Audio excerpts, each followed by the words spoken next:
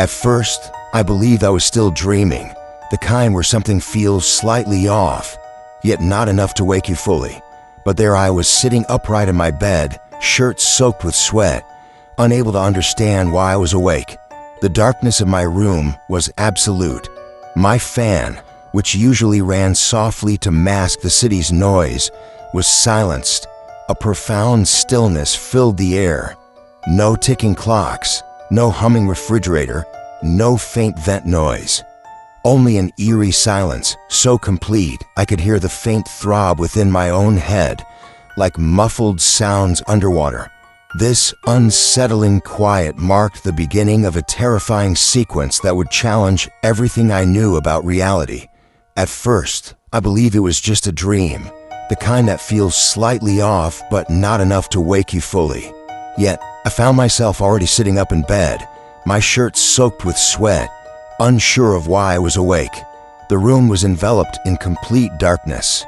My fan was silent, an oddity since I always left it running low to drown out street noise. I stayed still, listening intently. As moments passed, I realized something was terribly wrong. The usual background noises, the ticking clock on the wall, the hum of the kitchen fridge, even a faint hiss of the heater vent, were all absent. The silence was so absolute that I could detect a faint pulsing sound inside my head, akin to the noise ears produce underwater. Living alone with my two gerbils, Milo and Chrome, I knew they'd typically be active by this time, scampering about or nibbling on their bedding. But tonight, both sat perfectly motionless side by side in their cage on the floor, their eyes wide open fixed toward the door. At first, this didn't unsettle me.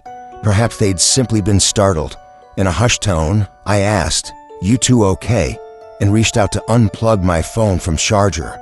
At first, I thought it might be a dream, the kind where everything feels off, but not enough to snap you awake. Yet there I was, sitting up in bed, my shirt damp with sweat, unable to understand why I'd woken. The room was enveloped in darkness, and oddly, my fan was off, a device I habitually left running low to mask the street noise. I waited attentively, only to realize after a full minute that something was profoundly wrong. The usual ambient sounds, the ticking wall clock, the subtle hum of the fridge or heater had vanished entirely. The silence was so absolute that I could hear a faint pulsing inside my head, reminiscent of the underwater muffled ringing in the ears. I live alone with my two gerbils, Milo and Chrome, who were typically active at this hour.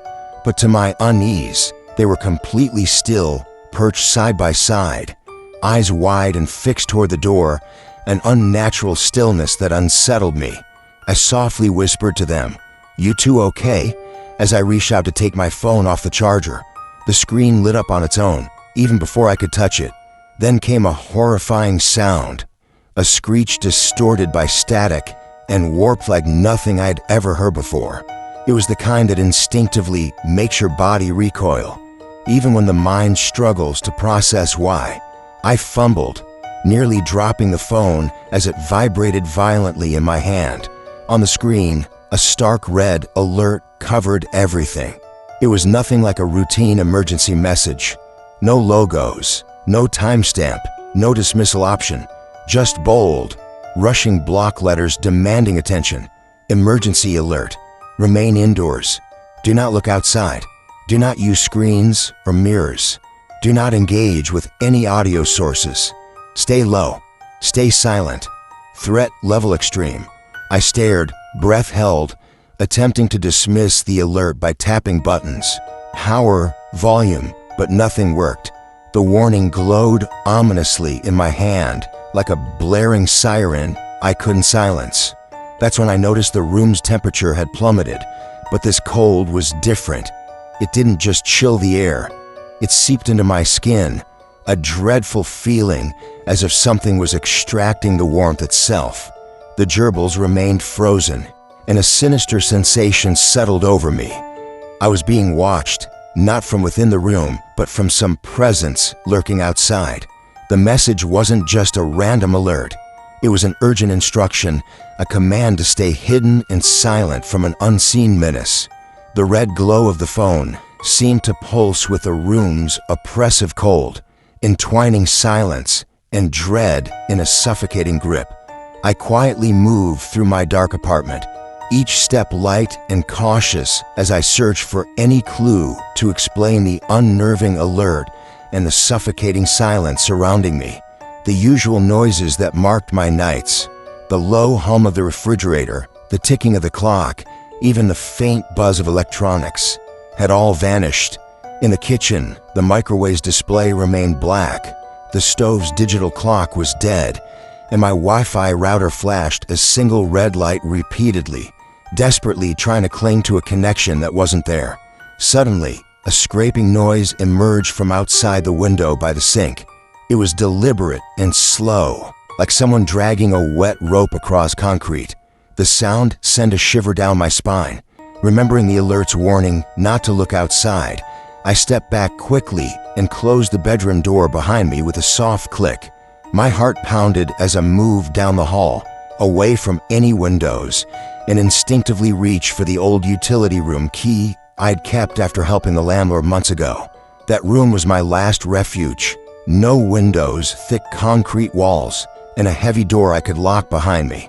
I slipped out of my apartment, the cold air biting at my skin, and hurried down the dimly lit corridor. The scraping sound followed, becoming louder and closer as I neared the utility room. I didn't stop until I unlocked the door and slipped inside, locking it behind me. The air inside was thick and sterile, scented faintly with concrete dust and bleach. I sank to the cold floor, clutching Milo and Crumb tightly in their carrier. Silence enveloped the space. No screens, no electronics, just the heavy weight of something unseen pressing in around me. Despite the stillness, I couldn't shake the ominous feeling that I was no longer safe. The danger wasn't outside anymore. It had crept in closer, waiting patiently in the dark. I eased the door shut behind me, the click of the lock echoing softly in the confined space of the utility room. The air was thick with the scent of concrete and bleach, a sterile sharpness that settled heavily around me. This room was small, barely larger than a walk-in closet, its walls coated in cold, rough concrete. A rusted mop sink sat in one corner, and a stack of cardboard boxes was piled near the door. I settled my back against the cool wall and drew the gerbils closer, their tiny bodies trembling slightly in the travel carrier. The fluorescent light above hummed faintly, buzzing in irregular pulses as if struggling to maintain its weak glow. Shadows clung to the corners, soft and shifting, blurring the edges of the room. The cold pressed down on me in waves, permeating deeper than any ordinary chill. It felt as if the air itself was heavy and sluggish, constricting my chest, making each breath a deliberate effort. I could feel the presence more than see it, an oppressive awareness settling in the dimness, a silent watcher lurking just beyond the limits of vision. Suddenly, a faint fluttering sound stirred the silence overhead, like the gentle brushing of moth wings against a light. It came again, softly, then behind me. My grip tightened on the flashlight I didn't remember pulling from my pocket, its beam piercing the murk around me. Yet nothing emerged from the gloom, just the unchanged clutter and concrete walls.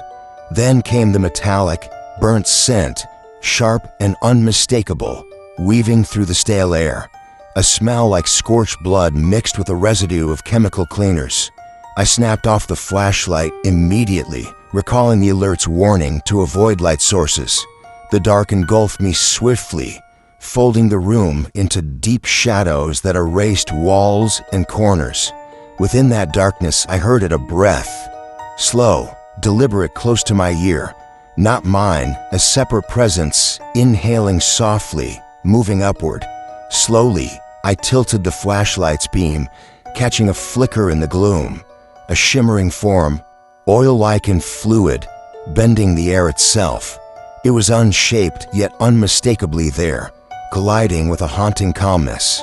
Heart pounding, I shut the light off and curled tighter into the corner, clutching the gerbil carrier as the atmosphere thickened further, weight pressing like a binding force constricting my lungs. Then came the static, soft, irregular, a hiss punctuated with clicks, as if an unseen entity was trying to communicate in broken patterns. I kept still, painfully aware that any sound I made would only provoke it. When I whispered, the static surged, reacting like a living thing. I fell silent, letting the noise fade back to a whisper, the oppressive presence fading a little, but never truly gone. In that suffocating quiet, I waited, trapped between fear and anticipation, knowing that whatever was out there was listening, learning. The utility room was no longer a refuge. It was a threshold, a liminal space where reality felt thin and something far stranger pressed in on all sides. In the oppressive stillness of a utility room, a chilling sound emerged, a faint whisper echoing my own name. It was not a mere figment of my imagination. The voice seemed disembodied, yet hauntingly familiar. The whisper was distorted, slowed down, and stripped of its meaning, as if it had been filtered through layers of static and water. It came from the direction of the mop sink, the place I had tried desperately to avoid looking at. Though my instincts urged silence, the whisper grew louder when I even considered responding, as if the entity was reacting to any sound or movement. It became clear that this presence was not just listening, but was attuned to the very idea of noise, the intention behind it. The realization struck me. This was no ordinary phenomenon. The entity was probing, testing boundaries, perhaps attempting to lure me out or coax a response through my own voice. This unnerving experience deepened to dread, revealing that whatever lurked wasn't a random force, but a sentient one, aware of me and keen on drawing me into its domain. The whisper was a haunting reminder that silence was not only safer, but necessary. Any sound could awaken it and expose me further to its reach. Gradually, the oppressive tension began to ease, yet deep down, I understood that the danger had not truly passed. The suffocating weight lingered in the heavy air, and the unsettling silence felt charged with a sinister presence still watching me. Strange echoes and elusive patterns of sound surfaced faintly, like haunting signals from someplace beyond understanding, intensifying my fear. It became clear that whatever had invaded my space was still observing, lurking just out of sight, waiting, testing me in ways I could barely comprehend. The breach in reality hadn't vanished. It had merely shifted, returning with a quiet, chilling persistence that made every breath feel precarious. I was sitting quietly in the dim hallway, heart hammering in my chest, when I heard it, a soft knock on the front door, just 2 light taps, almost hesitant. I froze instantly. The silence that followed felt suffocating, pressing in from all sides. Then, a voice, calm and gentle, drifted through the doorframe. "Lena, you okay?" The tone was unmistakably familiar. My neighbor Shelby's voice, the same pitch, the same rhythm from those brief stairwell conversations we'd shared. But I knew she couldn't be here. Shelby had left 2 days ago, packed up and headed to her sister's outside Spokane. Another knock, slower this time. The voice again, "It's just me. Are you all right?" I didn't respond or move, heart rattling louder as fear crept in with each word. No shadow passed beneath the door. No footsteps approached. That oppressive weight returned, the kind that had chased me in the utility room, pressing down like an invisible force, and I pressed myself tighter against the wall, holding my breath. Then, chillingly, the voice shifted ever so slightly. Same calm tone, but a pitch just half a step lower. Off, almost mechanical. "Lena, it's cold out here. Please let me in." A scream caught in my throat. Not from panic, but sheer terror. That subtle slip confirmed all my fears. This wasn't Shelby. Whatever it was, It was mimicking her, trying to trick me, to lure me out into the dark silence. I sank down slowly, crouching low as the alert had instructed, hand clamped tightly over my mouth. No more knocks came, no voices, only the unbearable quiet pressing in around me. As dawn inched closer, my phone suddenly glowed faintly from beneath my pillow. I hesitated before picking it up, the silence in the apartment thick and tense. There it was, a new notification, crisp and unsettling. A final alert stating the critical period had ended but urging continued caution. 7 a.m. Bloomfield District.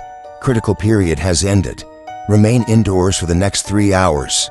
Avoid unfamiliar individuals. Do not mention this event. Do not investigate further. If symptoms occur, seek no treatment. Normal conditions resumed. No agency name. No reassuring contact. Just the cold words on the screen. The chilling command to do not mention this event lingered heavily in my mind. It felt like a directive, not only to stay silent, but to erase what had transpired entirely. I placed my phone face down on nightstand, the faint red glow dimming until it vanished, as if drained of energy. Outside, the first birds greeted the morning, their sounds ordinary and peaceful, belying the unsettling truth that what had happened during the night wasn't over. It was merely concealed, its memory forced into silence. Though the world seemed calm again, I knew the presence was still out there, watching, waiting. The final notification's warning echoed relentlessly. Stay silent, stay hidden, and above all, do not speak of what you have seen or heard. At dawn, the world seemed to regain its usual rhythm, yet the unsettling sense that something extraordinary had transpired lingered heavily in the air. The once eerie silence shifted into the quiet aftermath one experiences after a sudden calamity, stillness loaded with unspoken tension and uncertainty about what had been disturbed. The apartment remained devoid of sound. The microwave was still lifeless, its display blank, and the digital clock on the stove remained dark. Though the blinds were drawn, I dared not approach the windows, haunted by the warnings from the previous night. Placing Milo and Crumb back on the desk, I sat on the edge of the bed, my body aching from hours of tension. My mind wrestled with fractured thoughts, as though the pieces of yesterday no longer fit together properly. Then, faintly from beneath my pillow, my phone flickered to life. A new notification appeared silently on the screen. No vibration, no sound, just another alert, follow-up alert. 6:02 a.m. Bloomfield District. Primary event subsiding. Remain indoors until 7 a.m. Do not use screens or audio devices. Stay silent. Cleanup is underway.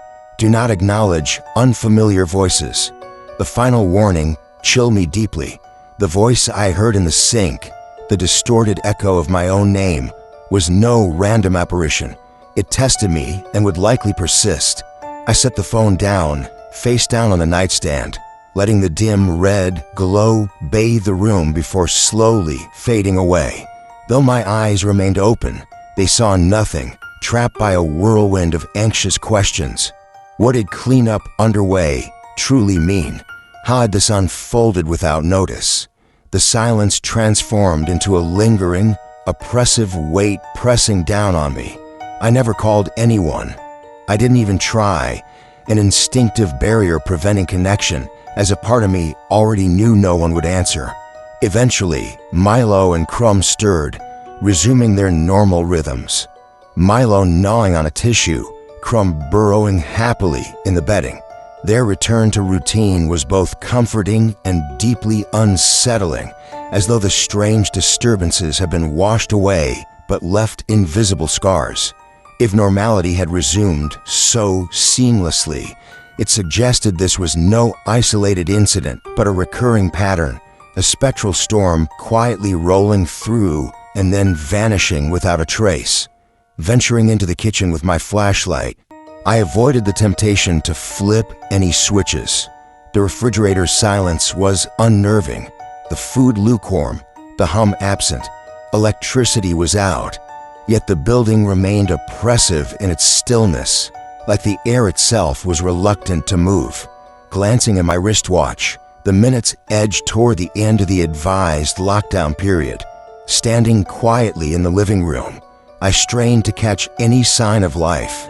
A brief, haunting note echoed faintly, a single, echoing tone reminiscent of someone blowing across a glass bottle.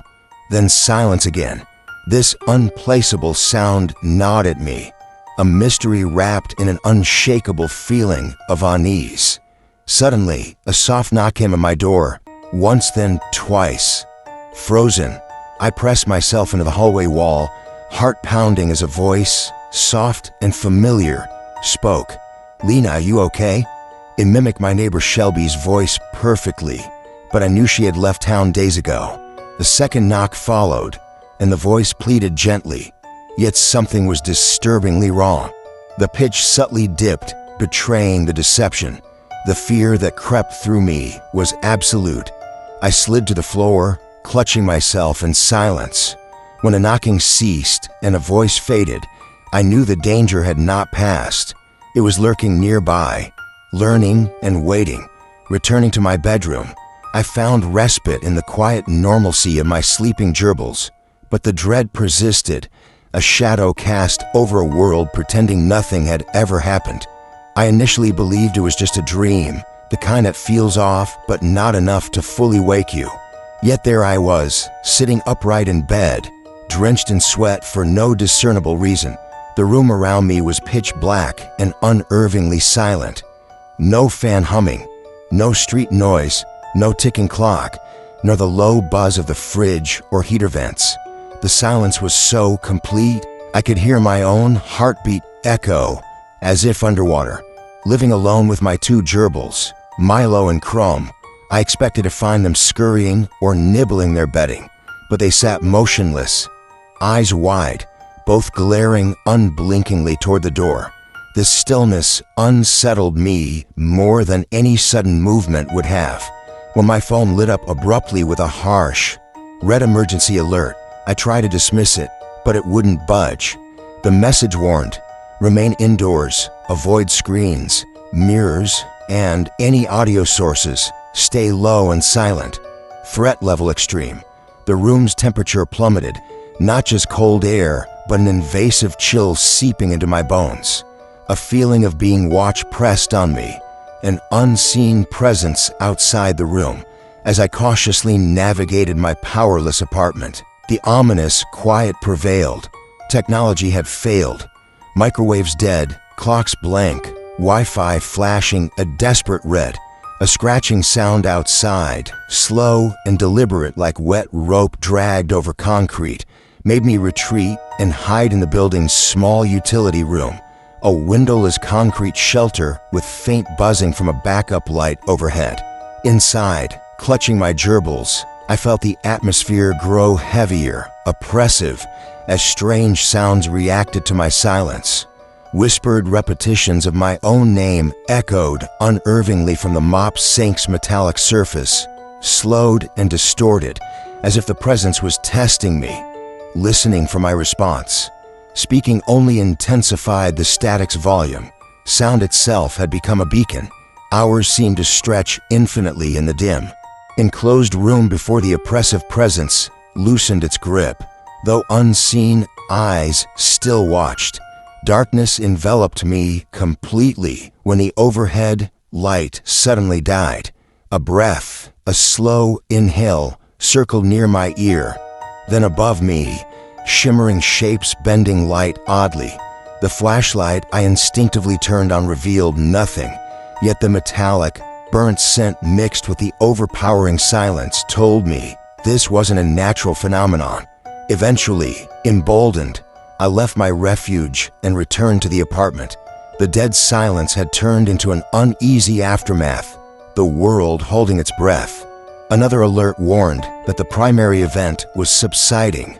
Cleanup was underway, but not to acknowledge unfamiliar voices or mention the event. A chilling directive of enforced silence and compliance. My gerbil's behaviors normalized suddenly, as though the episode had been erased from their memories and mine. Days later, after the city had resumed its normal hum, I explored the silent halls and found a plain notice taped behind an exit, urging residents not to discuss or document the night's mysterious happenings, further deepening the strange secrecy. Digging deeper, I uncovered an obscure forum thread from years ago, recounting similar experiences.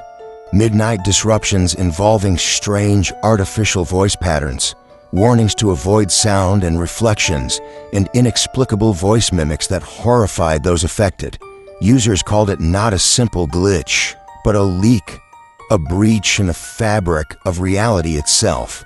This revelation shattered any hope for a mundane explanation. These were neither hauntings nor technical failures, but infiltrations from another reality, where the rules diverge from our own. Attempts to communicate or investigate only drew attention, invitations to something lurking beyond perception. In my utility room, an ominous message carved into the concrete wall sealed the dread. Don't listen to your own voice. It confirmed what I feared. This wasn't random. Others before me had encountered it, faced the echoing distortions of their voices, and some hadn't made it back. Now, even after the chaos, a new warning appeared, etched in fog on my bathroom mirror. We remember you, a silent reminder that the ordeal and the entity behind it had not forgotten me, determined not to succumb to forced amnesia. I am transcribing this account by hand, hoping that if this terror returns, someone else will know. They are not alone, and above all, they have been heard. At first, it felt like a dream slipping through my grasp, the kind where something feels just off enough to unsettle you, yet eludes full comprehension. But I was awake, sitting up in bed, my shirt damp with sweat, caught in a dark room that hummed with an unnerving stillness. My usual comforts were absent. The fan was off, the clock silent, and even the heater vent mute. An eerie quiet settled so deep that I could hear the faint pulse within my own head. Living alone with my two gerbils, Milo and Chrome, I found them frozen beside their cage, their eyes locked onto the door as though wary of something unseen. It was then my phone buzzed to life with a sharp red emergency alert, its warning clear and chilling. Stay indoors, avoid screens and mirrors, and above all, remain silent. The room's temperature plummeted to an unnatural cold, a chill that seemed to drain the warmth from my body rather than just the air around me. As I explored my darkened apartment, all electronics lay dead, leaving an unsettling void in the space where technology should breathe life. From outside came a slow, deliberate scraping sound, ominous and creeping. Heeding the alert's command, I refrained from looking outside, retreating instead to an old windowless utility room, a space that once offered shelter but now felt more like a cage. Within its cold concrete confines, the oppressive atmosphere thickened. Sounds that shouldn't have responded seemed to shift in reaction to my own silence. When I dared to whisper, a disembodied voice mimicked my own, echoing my name in warped, watery tones from the metal sink beside me. The realization struck heavy. This presence was not only aware of me, but was attuned to noise itself, reacting to even the faintest sounds with a sinister awakening. Time lost meaning as the light above me flickered and dimmed, transforming the room into an abyss where shapes warped and shadows became threatening rather than reassuring. Breathing grew difficult, as if an unseen weight pressed upon my chest. Then there was darkness, complete, all-encompassing, and right beside my ear, a breath, slow, deliberate, unmistakably real. A faint glimmer shimmered in the air, a ripple bending the lights strangely, like oil floating over water, hinting at a presence neither wholly physical nor entirely spectral. I held still, knowing movement or sound might invite worse consequences.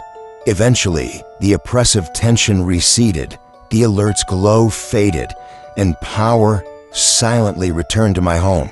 Yet, The experience had carved deep marks into my mind. Signs pointed toward a phenomenon far stranger than a mere blackout or power failure. Investigating further, I stumbled upon an old forum thread describing similar events. Voices mimicking loved ones, warnings dissuading engagement with reflections or sounds, and mysterious disappearances. This was no simple anomaly. It was a leak in reality itself, a breach where our world failed to keep the fringe entities at bay. Not ghosts or hallucinatory echoes, but something alien, an uninvited seepage that tested boundaries by sensing our sounds and intentions, manipulating voice and silence alike to pull us toward it. The haunting confirmation came unexpectedly, scrawled into the cinder block wall of the utility room were words etched by an invisible hand, a desperate plea warning. Don't listen to your own voice. And now, even after the silence has returned and the sun has risen, I find chilling proof that the breach is not confined to the past. Written in fog on my bathroom mirror, a final message awaits. We remember you. This leak in reality remains, lurking in the spaces between sounds and shadows, a terrifying reminder that some boundaries are thinner than they seem, and once broken, cannot so easily be mended.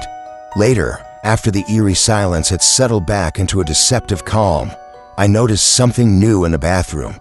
I hadn't even taken a shower, yet a message was etched in the fog on the mirror's surface.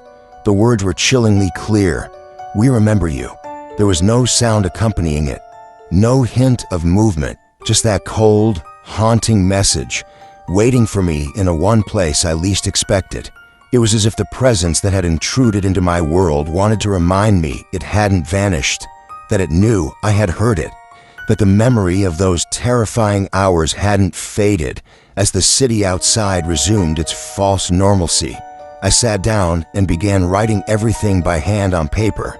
No screens, no devices, hoping to create a record immune to deletion or erasure. Maybe no one will ever find this note. Maybe it will disappear as silently as the alerts did on my phone. Or perhaps someone will discover it hidden away under the floorboards someday, during the next time the static returns and the glass begins whispering again. If that happens, I want whoever finds these words to know one thing. You're not crazy. You're not alone. And whatever it is, whatever listens in the silence, it already knows you heard it. In the end, the protagonist commits their harrowing experience to paper, deliberately avoiding digital means to resist the erasure that followed the event. They leave this handwritten account hidden beneath the floorboards, hoping it will serve as a warning or source of solace for anyone who might face this same unfathomable terror in the future. Acknowledging the chilling reality that the event might repeat and that memories could be wiped clean, they want others to know that they are not imagining it, not alone, and that the ominous presence is ever aware when it has been heard. If this story captivated you and provoked your thoughts, please consider subscribing, liking, or sharing your reflections. Your support truly matters.